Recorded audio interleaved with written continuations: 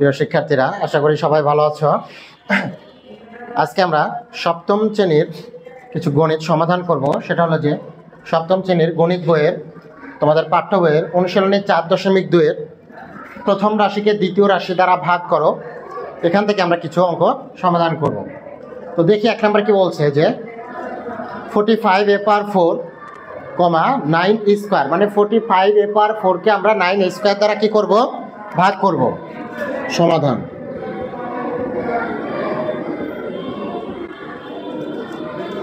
এক নম্বর 45a/4 divided by 9 square.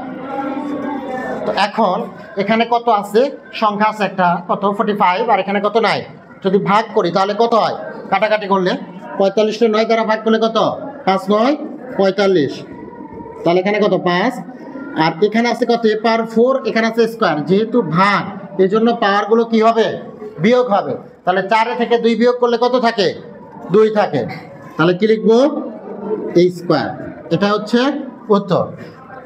এরপরে দেখি 2 নম্বর কি আছে? -24a/5, -24a/5 divided by 3a square. 3a square. 24কে যদি 3 দ্বারা ভাগ দিই তাহলে কত হয়? 8। এই মাইনাস আছে, তাহলে -8। এখানে আছে এ কয়টা? a/5, মানে 5টা। আর এখানে স্কোয়ার, মানে কয়টা? 2টা।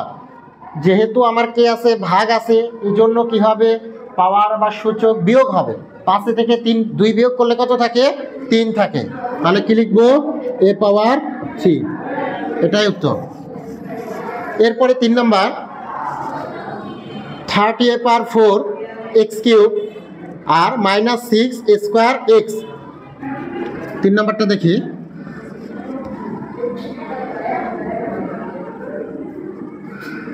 (30a/4 x³ divided by -6 square x।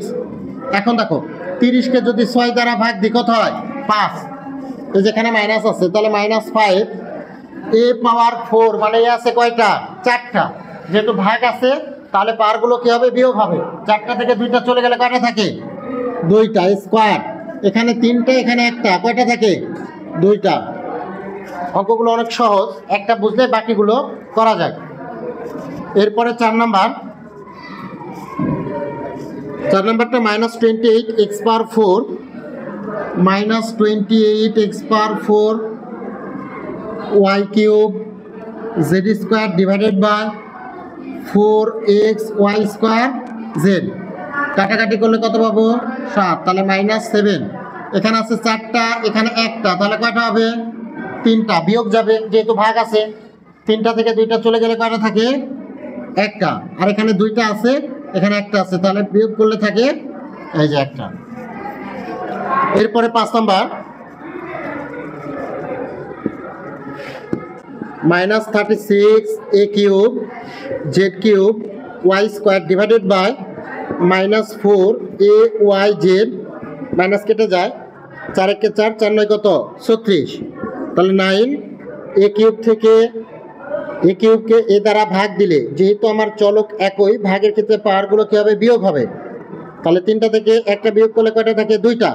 এখানে y², এখানে y, তাহলে ভাগ করলে কত পাবো? y পাবো। এখানে z², এখানে z, ভাগ করলে কি পাবো? z²। শেষ।